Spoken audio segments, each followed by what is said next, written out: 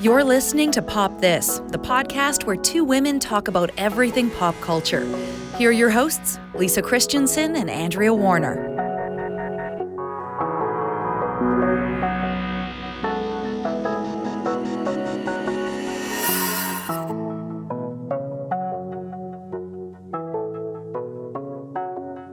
Okay, so I was reading this article about how this group of women in China pooled their resources and bought a communal property and built a custom house for them all to live on when they retire.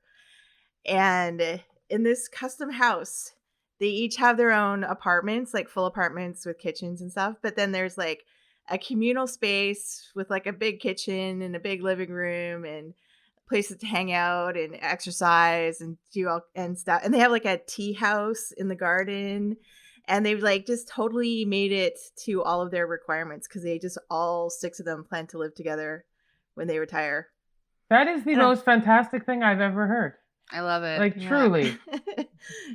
Can we see this? I mean, we can put this in the show notes, but I want to see this house, and I want, wow. Yeah, people are envious, but I think it's, I was just thinking, you know, like it's, that might be the wave of the future because like they're all learning skills. Like someone's learning cooking, someone's learning gardening, like so that they can run the place like all together. I always tried to, think of my end times skill as pole dancing. And Andrea might remember this. Wow. Whoa. Pole dancing is an incredible end time skill to have. I love it. Well, it's going to be in the Olympics, isn't it? It's a very athletic sport. Yeah. It's very athletic. It is more than athletic. golf. Are you serious, Lisa? I don't know anything about that. Okay, well, you continue to talk and I will Google. Hold on. I mean, it is incredibly athletic. Like one of my favorite things of the last few years has been watching Nicole Byer learn to pole dance as she posts all her videos on Instagram. And like, it's like, it's just an incredibly beautiful thing to just sort of watch her like just develop her skill and her like capacity on the pole. And like, it's great. I remember you got mad at me for saying that and you said, "Oh, Flo." Really? I ended there? That's it. That's all I said. Oh, in the end times, you'll just be sought after just for being a woman. Well, okay, I mean, end times maybe is different than our retirement plan. Like, so end times, is coming sooner than our retirement. Honest to God, it might be. Yeah, you're right. You're right. Yeah, this is maybe how I've changed, or perhaps my feminism has changed over the last 25 years. God, we've been friends 30 years. Anyways, almost 30 years. But anyway, wow. Flo, yeah. But like, I would say that I am deeply encouraging of you to get on that pole. I think like if this is the refrain of my 40s, it is get on that pole. Love it for you. Okay, well here's the update. It's not an Olympic sport yet. Yeah. Because breakdancing is coming in 2024. Oh, okay. But there are movements ahead to include pole dancing and also cheerleading. I love it. That's great. We have learned is a very strenuous sport. Yeah. So I don't, all I'm saying is why wait for the end times? Why not be an Olympic gold medalist? That's what I'm thinking. Oh my God, Flo, if you became an Olympic gold medalist in pole dancing, as well as like like eventual chair of your department in the over 65 category. In the over 60, isn't there like a seniors Olympics, guys? Yeah. Yeah. Look at this. We've got plans for everything now. We are set. But okay, so what is everybody else's skill if Flo's going to do pole dancing? Well, you know that I've still committed to trying to learn soap making. I haven't done it in That ever. would be useful, yeah. But I know I should learn to make soap. That's always been my plan for the apocalypse, so that I don't get eaten first. And my whole goal, like 10 years ago or even longer, was like to learn to make soap, and I still haven't done it, even though we're definitely closer to an apocalypse than we've ever been in my like lifetime. So, I was thinking my skill would be kind of like I could be a good sidekick, like. Like in the road when they're like pushing those carts like through the barren, zombie-filled apocalypse landscape, I would be a really great, well, that was silly, hey, and, just kind of liven the mood kind of thing. That is good. You know what? I this is dark, but like one of the main things I was thinking, AG, when you were talking about how each of the women is like learning a different skill or whatever, as I was thinking like, well, who's gonna run the like crematorium or like burial services? What? Where did that go? How did Jeez. you go from this lovely Golden Girls moment to that? Well, because we're all gonna die, guys. Like that's just like a fact of life, and like how do they plan to attend to that? Like, do they have a cool like natural compost your bodies of your friends kind of thing? Like, is that the plan? Well, I sorry. Like society this is just a retirement plan. Like society is still running in this scenario. Okay, yeah, okay. It's not a post-apocalypse. Yeah, no. Yeah. Okay. Well, I'm just for the record, I would either enjoy cremation or to just throw me to a compost pile, or donate my body to a forensic, student learning environment. Oh, women usually get written out of post-apocalyptic scenarios anyway. That's true. It's very true. Yeah. It should be noted in the show notes of this episode that you've given us your burial wishes. They can make you into a diamond pendant now. Oh, so. I have heard of that too. Like that's also like a cool option. Like, I mean, whatever everyone wants to do with my ashes, if they go the cremation route, I just want like, it would be cool if like something that they learn, because I don't think that they have like enough fat bodies at the body farms, like to understand like the decomp and stuff and like different things that happen to, and like, just like women and like, anyway.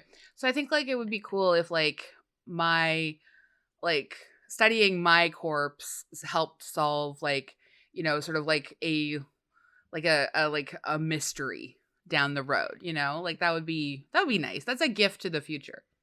A random mystery. Well, if it's post-apocalypse, I'll just donate my body for a dinner for somebody, like. I don't know how this got so tangled up, because I started this thing by just talking about a nice retirement plan that some women had in China, and now it's just become, I'm sorry, it's like basically a legal document that Carlos will have to re-listen to hear your burial wishes. Well, we've heard them all now, so yeah. I think this is like where, I don't know if it's like this week specifically. I don't know if you guys have all noticed it too, but I've reached a new darkness this week, and I feel better in this moment. I have to remember that I actually like people, and sometimes I forget if I just get like a little bit too crunchy and angry, and I think I've been like, I have had to apologize like 3 times to both Carlos and Grandma in the last 3 days for being unreasonably angry about nonsense stuff. Like, what do you mean you want to pay me back $6? Choke on it, that kind of stuff. Wow. So I think I brought the darkness, and I'm gonna try now that I feel a lot better. And I'm so sorry I didn't infect this. You guys are still joyful, right? Oh yeah. Yeah, no, I'm just trying to imagine if I can offer up cooking instructions in my own corpse. No, I think we're gonna have to find like a few other actually like people with actual useful skills to join our group to retire. Oh That's yeah, fair. definitely. That's Fair. Yeah. If it's an apocalypse, is it called looting still? Like can you just go in? Like, I think it would be so much fun to like just loot a Versace and decide that that's my post-apocalyptic wardrobe. But no, my skill, people are usually in rags and stuff, but I feel like my skill is that I'm sewing everybody clothes. That's nice. Could we just loot and get some like, like we're all gonna go like Sound of Music style. Apparently wearing matching outfits. Apparently college students are dressing like Clueless now. I think I want to wait this cycle of fashion out. Frankly, I don't want to go back there, and being an adult means I don't have to dress au courant. You're waiting for AG to make you a cape that's in a large floral print. Yeah. And then a stripe that matches Andrea Warner's overalls. that Absolutely. matches Lisa's pinafore. Absolutely. Yeah. A pinafore I find is very useful because you can put the rags on underneath, right? And then you've got something more festive on the outside, right? I love a festive pinafore over my garbage bag. Like that's Wasn't that your one high look. school band? Festive pinafore? Festive pinafore? I mean, I honestly, the other day I was watching like something silly last night, like a Midsummer Murder, and this guy was playing the oboe, and he was playing it really beautifully. I mean, he ended up being the murderer, by the way, FYI. So, but also then I was like, yeah, I know, sorry. But also I was like, oh man, I haven't played the clarinet since I was like 16 years old. I still have the teeth for it. I should like pick up the clarinet as my like, like fourth wave pandemic activity. Under the moniker Festive Pinafore. Festive Pinafore. Yeah. Great idea. You could do our new theme song. Yes. Yes. That would be amazing. I love this plan. Oh my God. Okay. We've got a lot of things. We've made a lot of plans. A lot of headway in this. But honestly, it is back to school time. And we shouldn't be planning for our retirement or the apocalypse. We're heading back to school. And I'm really excited about this episode.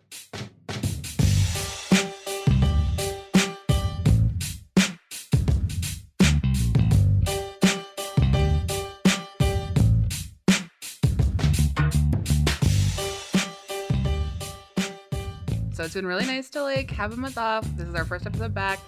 Super excited. I'm Andrea Warner. I'm Lisa Christiansen. I'm Andrea Gin. I'm Florence Chee. Ooh, that was sexy. Yeah. It's the new post-tenure me. Now that you have tenure, you're allowed to use your sex voice. Yes, and practice pole dancing in abandoned playgrounds during the end times. I love it. I love this for you. It's so good. Yes. And you're listening to Pop This, now sponsored by pole dancing. I'm so excited to dive into this episode. We are talking The Chair, and oh boy, what a show! This was the viral sensation of early August when we were on vacation. So now we're back. And I feel like it is still deeply relevant discourse to participate in, particularly as we return to school over these couple of weeks. And while we plan our fall wardrobes, because Sandra Oh's outfits. It's got to be my favorite look. It was almost like Sandra Oh was channeling a little bit of Ali McGraw from Love Story. It was just, I loved sweaters and collars and good duffel coats. Mm-hmm. Yeah, there were some great coats. There was some great sweaters over collared shirts. I also love that look. Favorite look. So good. Because all professors look amazing, right, Flo? Right. I have super fashionable. I have cardigans that are older than my students because you kind of rotate out like your good cardigans and then your aging cardigans and then your cardigans that have holes in the elbows. That's why you need the elbow patches, actually. Oh, I love that. You actually get elbow patches? I love that. I would love to see you hand sewing these leather elbow patches to your cardigans. That would be great. We haven't done the introduction. No, we will. Okay, so. Which will put into context a whole lot of this. A whole lot of conversation. Dr. Florence Chee is an associate professor in the School of Communication and program director of the Center for Digital Ethics and Policy at Loyola University, Chicago.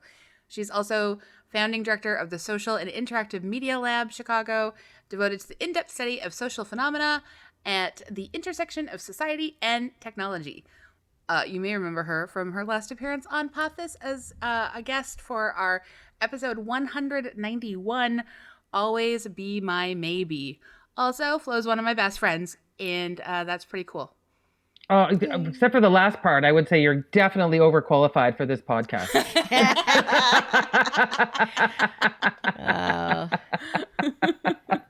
You all give me inspiration. Thank you. Oh, thank you. Yeah, you are definitely deeply overqualified, but a great guest to speak about The Chair. Yes. Yeah. Ooh. So that shudder of recognition. I guess first we'll just do quick the quick background of what the chair is. Lisa, do you want to do that?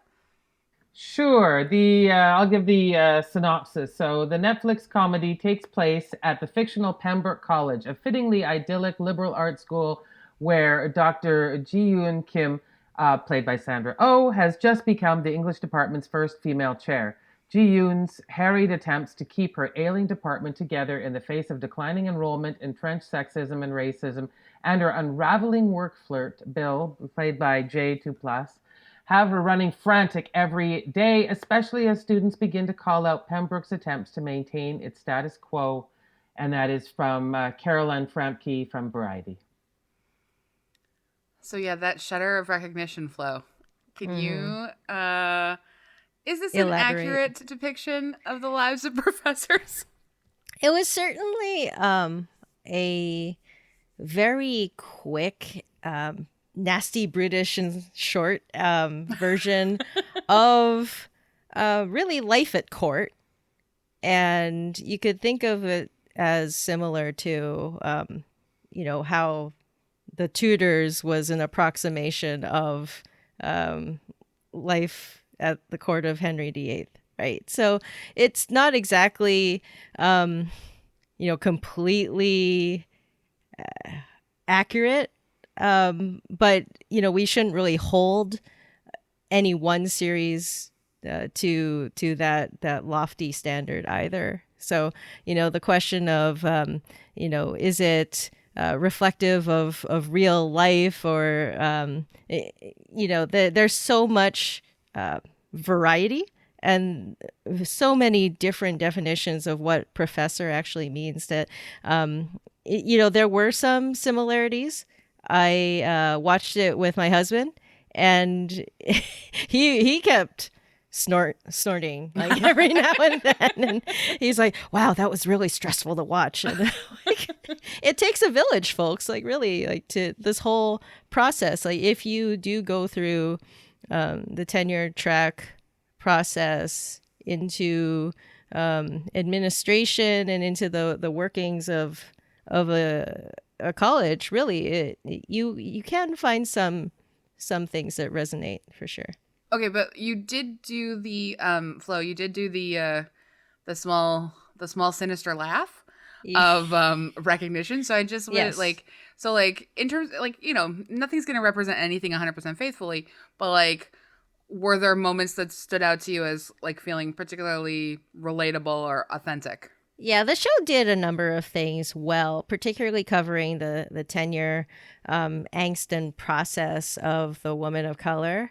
Yes, and throughout that storyline was quite on point.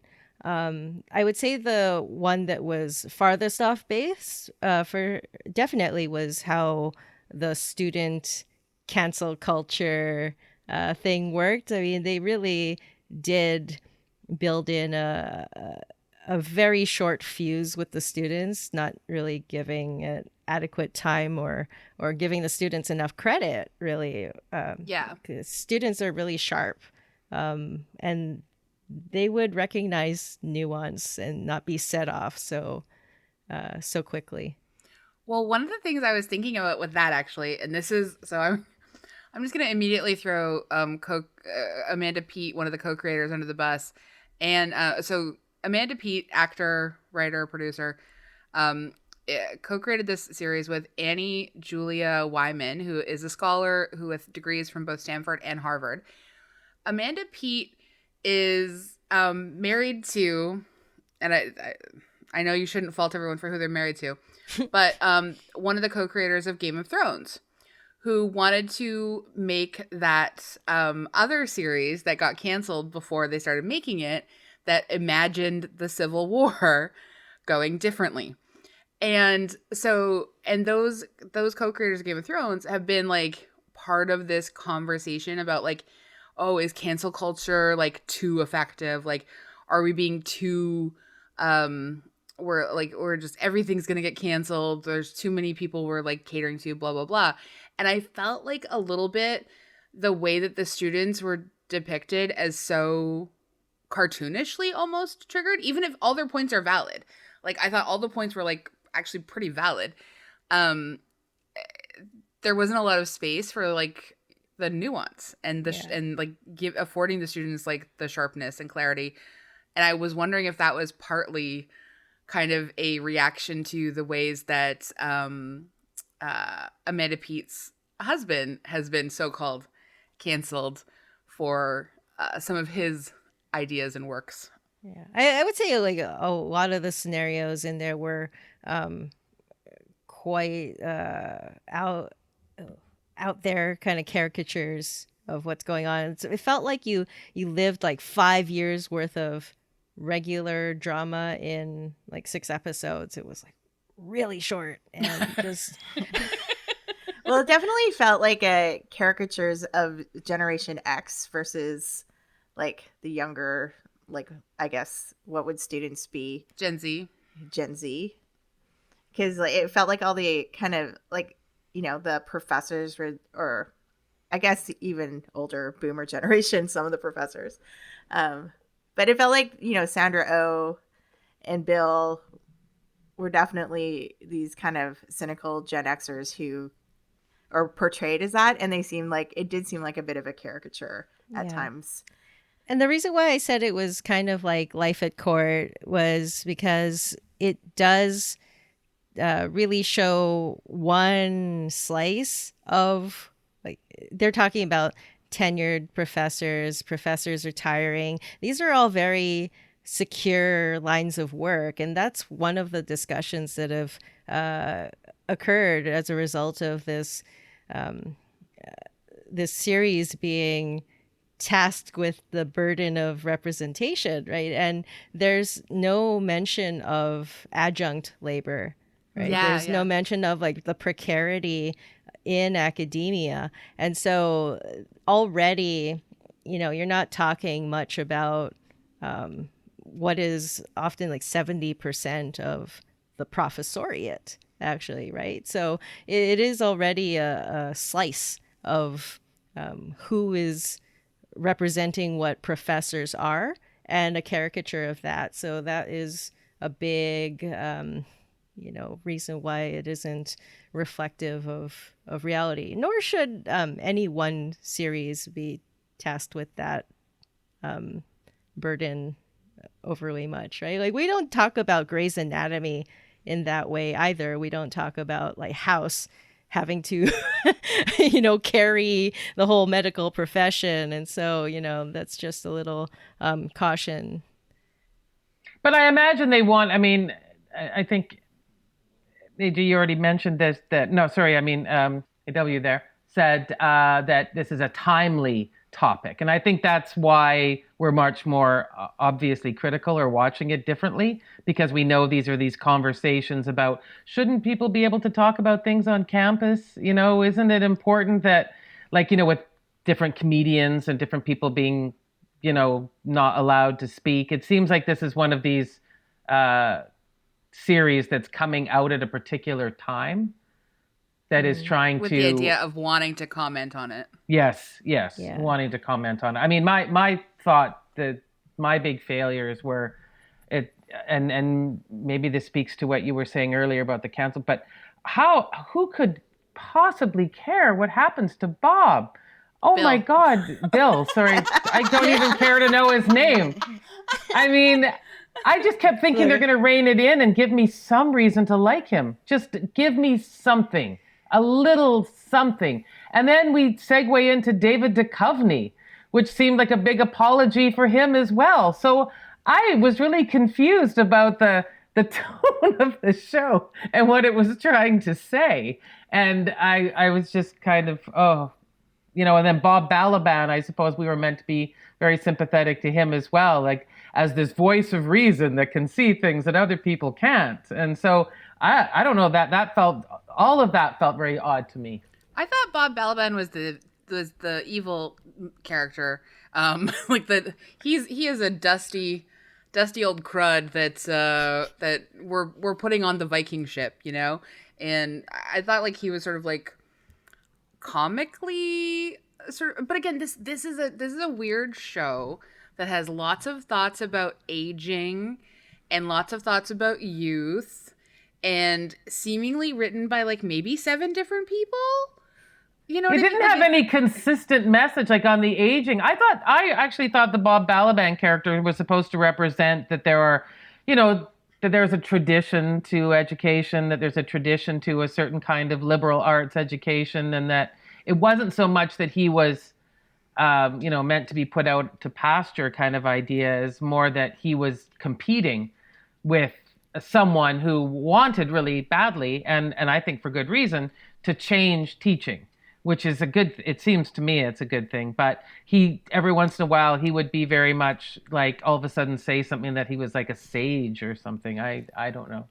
But this was the power dynamic that did come across with respect to reflecting the dynamics of academia. So, as a tenured professor, you really shouldn't be punching down, right? You need to be aware of the power dynamic and not be threatened.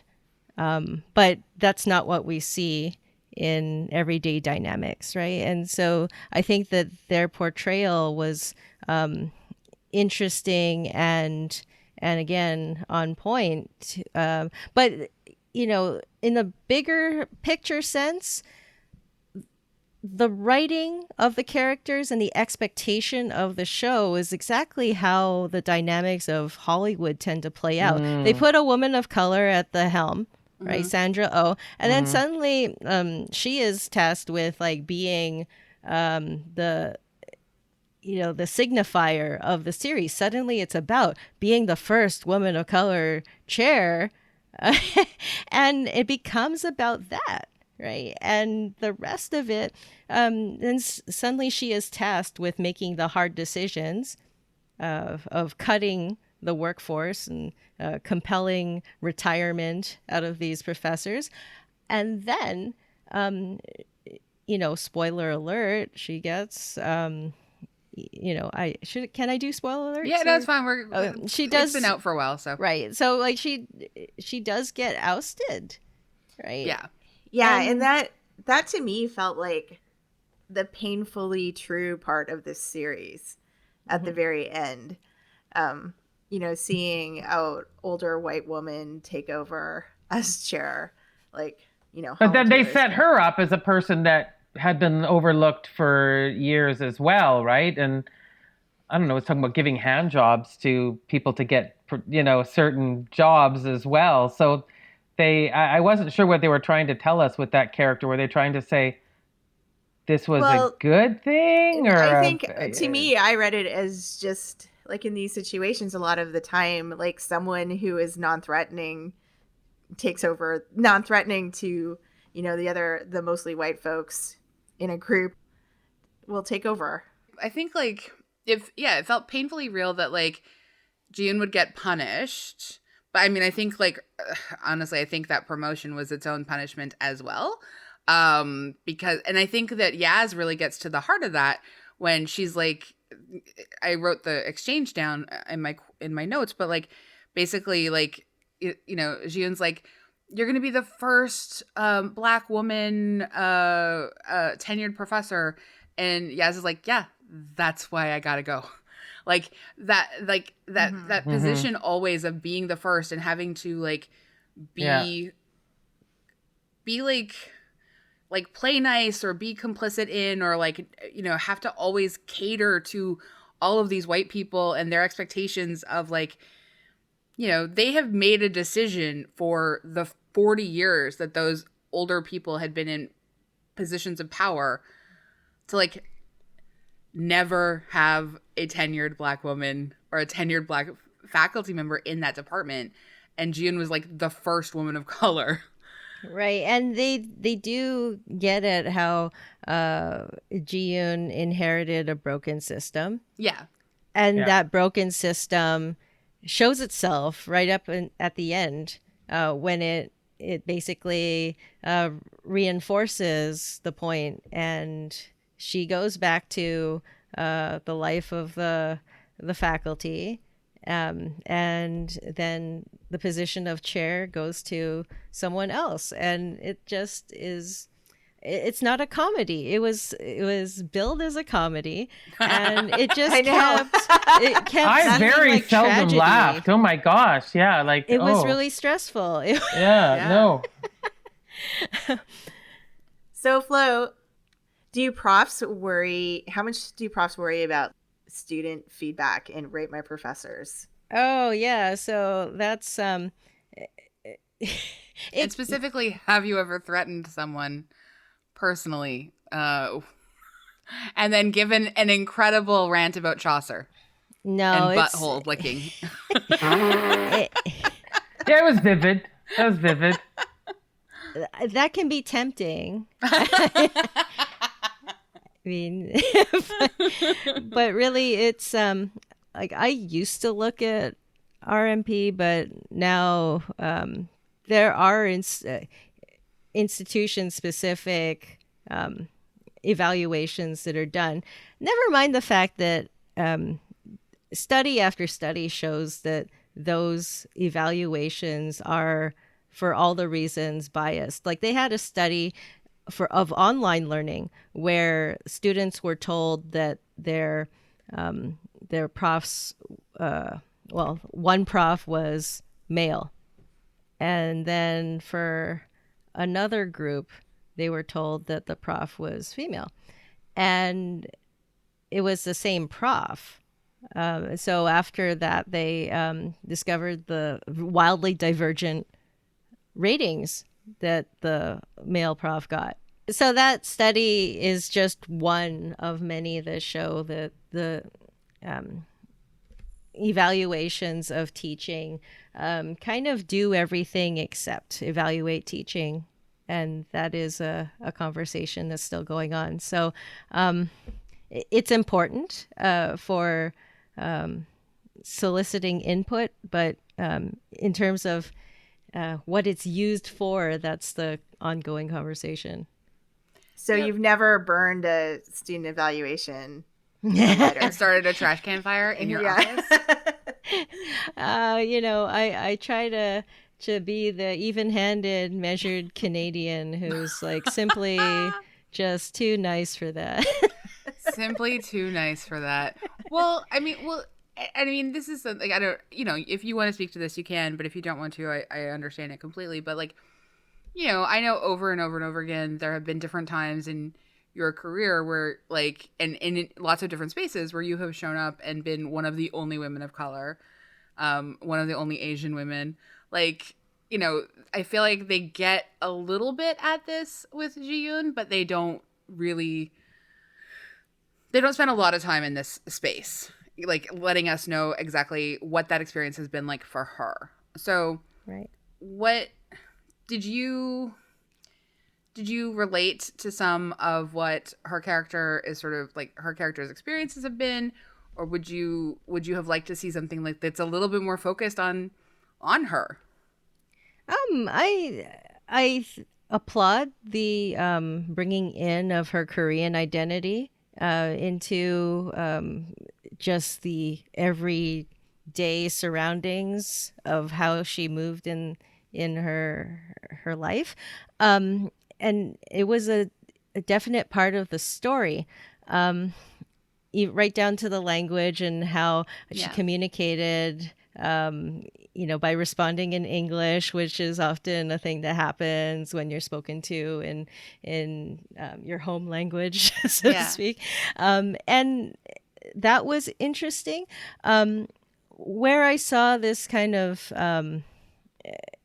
stewardship, that the sense of generation, that she came like just before Yes. Right? And the level of care that she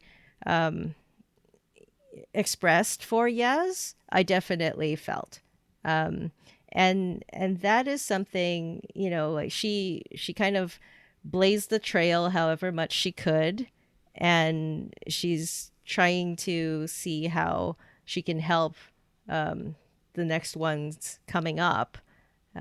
But she was also running headlong into the system. And, you could see at various points how her hands might have been tied. And so I thought, again, that was one of the better done parts of the story. Like, on a lot of levels, this show feels like it should have been 10 episodes long, at least, because 6 feels really short. Okay, I'm gonna say something. Bill, the crumpled man. I'm not proud of myself for saying this. If you're going to say you were attracted to him, I am going to just die right here. I'm sorry. I guess we already know your funeral plans. Anyway, no, it's not about being attracted to him necessarily, but what I understood was her attraction to him to a certain extent. In watching how he interacts with Juju, I loved Juju so much. I just thought she was like I love precocious kids in television shows. I love kids who have like interesting obsessions with like death and frankness and poisoning other strangers. I really appreciated the way that we get to see him, because of course he's like a neutered child man, obviously is good with children. And he had just sent his own daughter off to college, and now he has this like new chance, and you understand why he is so attracted to Ji-yoon, of course. But in those moments where we see him be like, kind of like a competent grown-up who is really good at teaching Juju and like identifying with her, like I got why she was like into him too. And I like the sort of tantalizing glimpse we got of what their dynamic had been, which is that she was genuinely devastated for him when his wife died, and that they had been close, even though they apparently had this like 25-year-long flirtation or whatever has been happening. And and maybe it's just like Sandra Oh is that good at having chemistry with everyone. Like, I would have also enjoyed watching her make out with David Duchovny. I would have enjoyed watching her make out with Yaz. I would have enjoyed watching her make out with Holland Taylor. Like, I don't care. Like, she can make out with anyone. And maybe that's part of like my Killing Eve thing too for Sandra Oh. Anyway, and like so many other things. But I just got it. And so the moment, of course, where you like absolutely have no patience left for Bill at all is when he goes from like telling her he'd follow her anywhere to like basically like him being a terrible, terrible grumpy baby because she has to do her job because he has left her in this untenable position, and he storms away and blah, blah, blah. Anyway, so yeah, like I'm not saying that I was cheering for them to end up together, but I'm saying that I could understand why she had feelings. I felt very uncomfortable about that part of the story. That Which part? They had this long flirtation, and people kept saying, "Now's your chance." His wife is dead. Yeah. Like a divorce would have made so much more sense. Like we're over, we're done. Look, nothing's doner than dead. No, but it just didn't. It didn't. But for everyone to keep going, hey, kind of ribbing. I'm like, he's still mourning the death of his wife, his child's mother, and now we're all making like rom-com jokes. It just didn't. It didn't work for me, and I just felt I wanted to have more sympathy with him because his wife was dead, but at the same time, the show was pushing me toward going, "Oh, that crazy couple, will they get together?" Yeah, it's a real weird dynamic to throw into all of this. Well, because it's also that like she's in charge of him kind of dynamic too, and it just seemed like for her like this compromised her in so many ways, and he didn't care about that at all. Yeah. He didn't care to try and help her. He didn't care to say, "Wow, this is a great opportunity for the first woman of color to get this position. How can I help you?" No, nothing. I just like this show, and I get it. Like, whiteness is a poison. Like I am behind sort of like addressing that and taking that down, but I feel like it does a disservice to to Ji-yoon and Yaz, and I would have liked to spend like a little bit more time with them doing things that weren't just having to. But I mean, I guess in academia you are having to deal with whiteness all the time, to be fair. So maybe that's real. I don't know.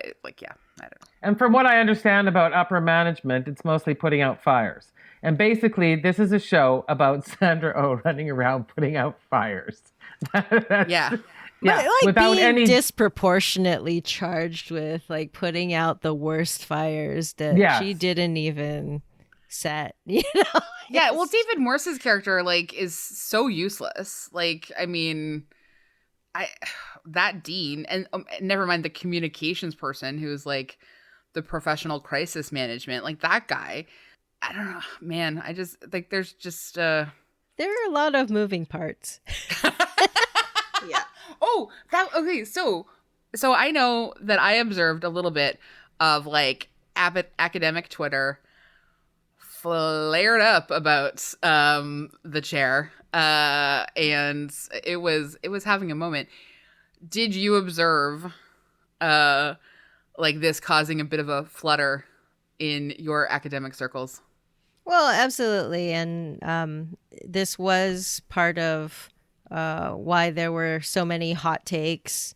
People wanted to weigh in on the argument of whether or not it was accurate, and then they brought up the lack of contingent labor, and a large portion of the professoriate. It seemed like, yes, it was a cartoon of what academia is, and we should take it as such.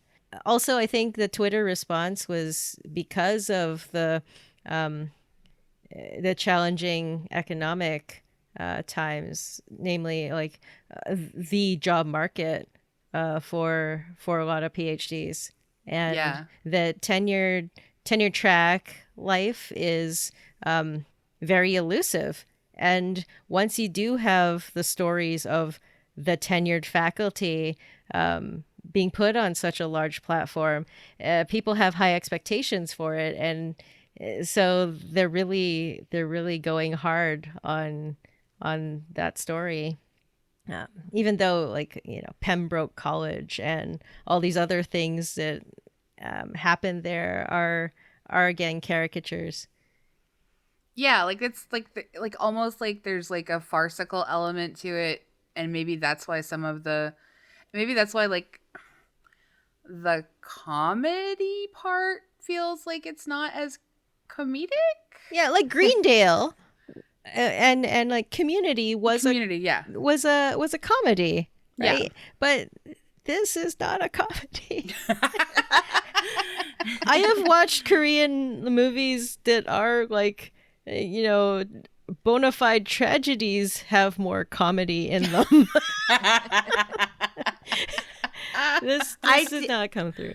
I do appreciate, though, like how Sandra Oh's, like, I don't know how much of it is, her acting, fleshing out the character, or the writing, but Ji-yoon feels like a multi-dimensional character, at least to me. Yeah, like I really appreciate that she is struggling as a parent, and she's struggling with her own loneliness, and she's struggling as someone who has worked really hard to get where she is, and she feels like she can't do anything right because she literally does not have the tools to be able to do anything right, because she's trying to fix something that's like irreparably broken. Like, it's... But just like, we see her dealing with her dad and her kid and the community. And I appreciate that they have fleshed out her life for us. And just to quote Grey's Anatomy, I don't think Bill is her person. I think she could do a lot better. I mean, he might be Juju's person. Like, they seem to really bond. Like, I'm not saying like child bride kind of situation. I'm saying like Thanks for fixing that. So. No, but I think it's accurate that she offers him $12 an hour to be a babysitter, because that really seemed to work for. But that's exactly the thing, is the way academic life is set up, where you get your PhD and it's almost assumed that you will move because you need to show that you have mobility and that you are going to the job. And so you don't get to pick who your person is. And they talk about that in the show where, Daniel Day Kim was her former partner, and then he went for a job at Michigan, and then they didn't give her the spousal hire that accurately reflected her skills. So that was a problem. Yeah. And so she has to end up with this guy. And so, this is again the injustice of what academic life. Wow. It really that really hits home now. It's true though. Like, for those of us who can't relate to academic life, boy, you can relate to being stuck with that guy. But also, study after study has shown that the whole tenured system is set up for men who have wives to support them, so they can, write the books, write the articles, go to the and conferences. go for dinners. Yeah, exactly. Yeah. And when there's the choice between the two, the man's career has to be prioritized. Yeah. In most of these situations, and they do get at that too, where I was busy raising 3 children, so I didn't get tenure, right? So that was what typically happens. You hear about the good old days of sabbaticals, and then you the man leave to go on your sabbatical, and your dutiful academic wife ends up holding down the fort. So without that, you're finding that as support gets taken away financially and otherwise, that's what's stressing out everyone in this situation right now. Yeah. One of the things I think that there was a piece on LitHub that I kind of appreciated, and I'm just going to quote really quickly from it. The chair demands accountability. In dismantling Hollywood's romanticization of the professor, it emphasizes the inherent privilege and whiteness of this figure, long excused for a lack of boundaries, given slack for phoning it in, and always let off the hook because of brilliance. And honestly, I mean, we have spent a lot of time over the years talking about the myth of white male genius and the frustrating, just ongoing sort of I don't know, up platforming of mediocrity as male genius, because that's just what we socially do in a patriarchal situation. But I did really appreciate, I mean, I don't think it's super fulfilling necessarily to have to watch white men fail women of color all the time, because we do that so much in our daily lives. But I do appreciate watching, at least to a certain extent, white men be held accountable. But I don't know that Bill gets held accountable in this show. I don't know if he screwed his own life, absolutely every step of the way. When he had an opportunity to fix it, he chose not to. But if they get a season 2 though, it's about him getting his job back, right?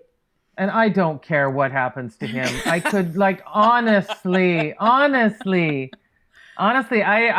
look forward to her having to meet with Ethan Hawke in the next series and giving him a chair, because that's what's coming next. Like Keanu Reeves.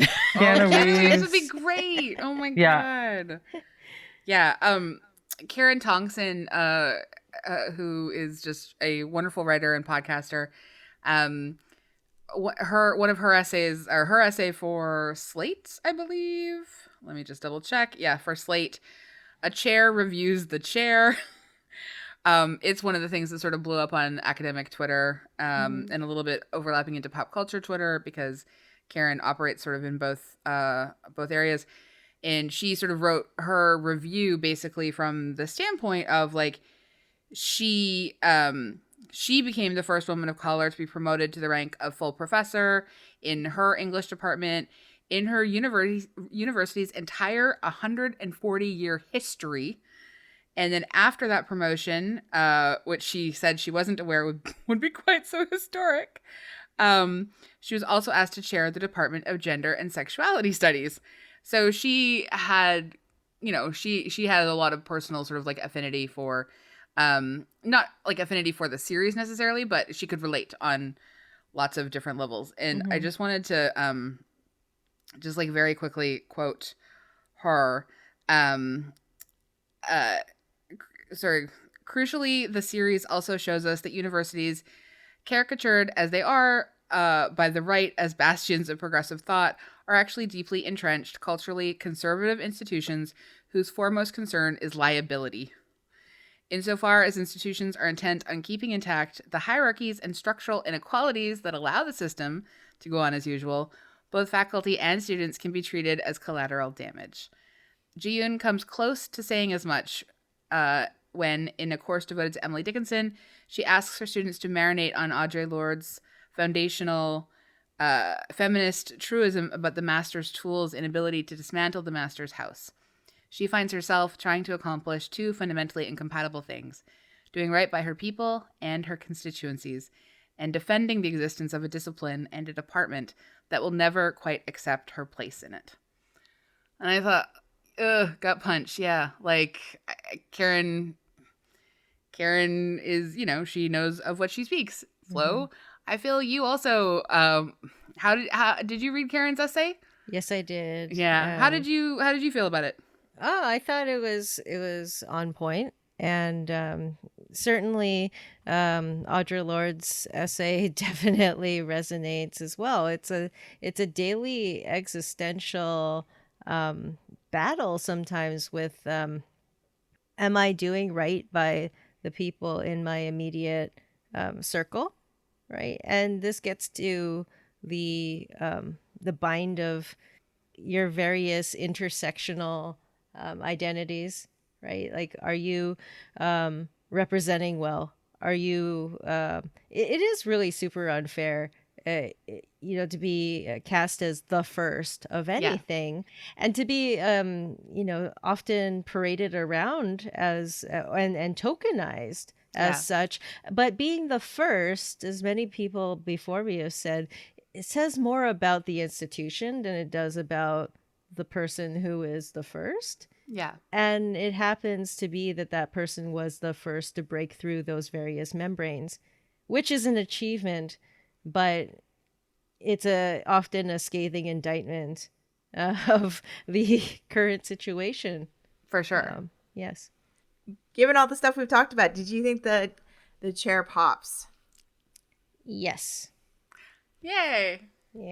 I found it like very it needs to be done, but definitely there's room for others.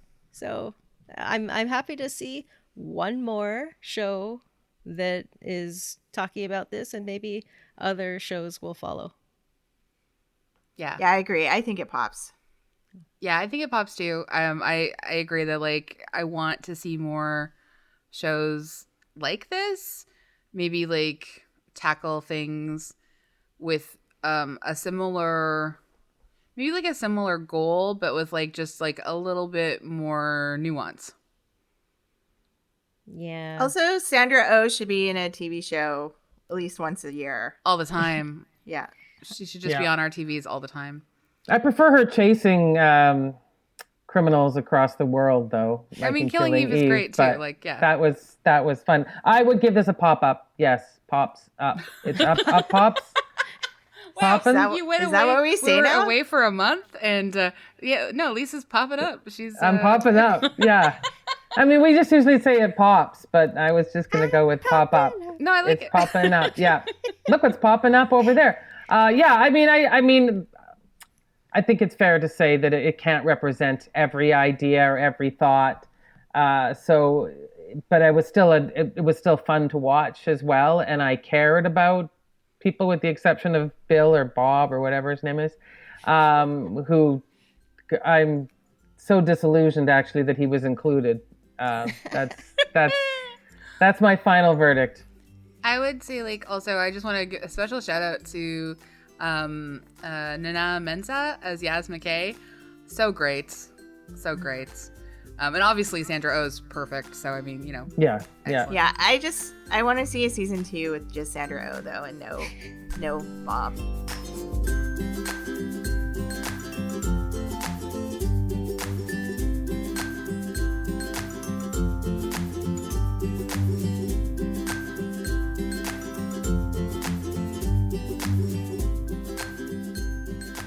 We also love to leave our episodes on things that we recommend. Flo, as our guest of honor, would you like to recommend something? Yeah, no, I really like Kingdom. It's a Korean series that's about zombies. Cool. Yeah. Cool. Is that on Netflix? Yes. Excellent. Oh, you have American Netflix, though. Do you think it's on Canadian Netflix? You can try. Okay.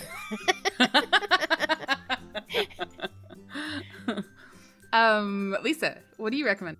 I started watching 9 Perfect Strangers, yeah. which strangely I read the book last summer by Leanne Moriarty. And you might is know it one her of her from books? Yes, it is. Oh, okay. Yeah, we know from Big Little Lies. Yeah. So yeah, it's Melissa McCarthy, Nicole Kidman, bunch of other people, but those are our 2 main ones. And it seems that there's a theme of people wanting to watch very confused white people in recreational settings, like hotels and spa retreats, and so this is another one. But they in terms of reading the book, they've added more color they've added people of color to play the parts, so that's better than the book. But anyway, it's good. It's not quite mindless TV because everyone has kind of a dark reason they're at this retreat and they're trying to get over things, but it's an amusing watch and it looks pretty, and it's still technically summer. So there we go. That's awesome. That sounds great. And it's on Amazon. Amazon, okay. AG.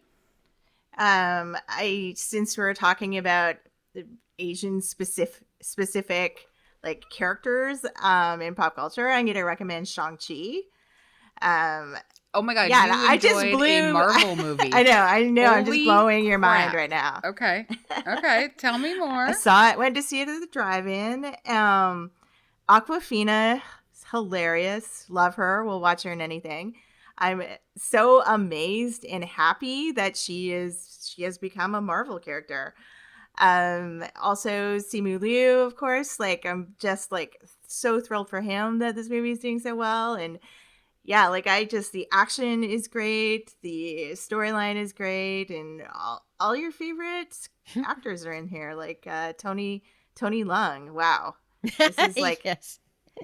Yeah, Tony Leung fans out there, fill your boots. Love. This is really his movie. All right. Well, I've been looking for a reason to go to an actual movie theater, and now I've found one. So there we go. I'm very excited. When you sent me those extremely hot photos of Tony Leung, wow. I am. I'm going to go in a real other direction.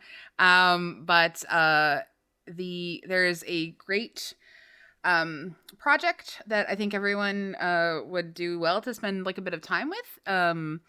It is the AIDS Activist History Project, a history of AIDS activism in Vancouver, Toronto, Ottawa, Montreal, and Nova Scotia. 60 plus interviews and just really the history of AIDS activism in Canada. It's at aidsactivismhistory.ca, and I think it's just like really worth everyone's time. Excellent. Lots to do. So many things to do, watch and see. Flo, if anybody wants to, come find you in a polite way. I don't want to hear about anyone and not rate you as a professor. And I don't want to hear about anyone requesting any pole dancing. I want to, do you want them to come find you? Where can they find you?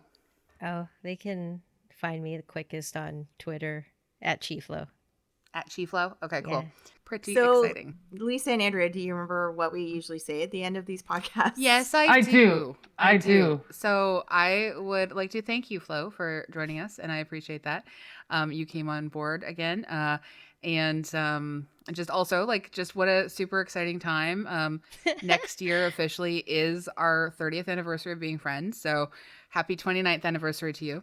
My goodness. I know, so weird. We should do something special. We should, for sure. I figured we'll just maybe be in the same place. That sounds nice. Meet in New York at the top of the statue of... No, I'm just kidding. That's another rom-com. You're talking about a totally different relationship. No, right? we've got our own rom-com. It's fine. Yeah, okay, good. But also thank you so much everyone for listening. We really appreciate it. And thanks for joining us again after our month off. We hope you enjoyed the re-releases. And we also hope that you had a pretty okay August. Also, if you're in BC, just super excited to get that vaccine passport. So enjoy your times with that. I got mine. Yay. And we also got my grandma's. So we're excited to not use that QR code anywhere because we still don't leave the house. Anyway, but we have it. So I'm really excited about that. You could rate and review us on Apple Podcasts. 5 stars. 5 stars always. And as always, thank you to Andrea Gin for not only co-hosting, but producing this fabulous podcast. Thanks everyone for listening. And we'll have more adventures soon, even though they will be inside adventures still. Inside adventures are fine. They're fine. Yeah, I like them and too. we're slowly crawling outside. We're slowly popping up, as Lisa pointed out earlier. Yeah. That sounds weird when you say it. But yeah. It's because I emphasized the popping up. Yeah. Yes. It was my fault. I treated it like you were at a weird gopher rally or something. Just Whack-a-mole. Whack-a-mole. That's it. Yeah, whack-a-mole. Okay. Yeah. Oh boy. All right. Thanks, everyone. Good luck editing Thanks, this. everyone. Yeah, have a great time. Bye. Bye.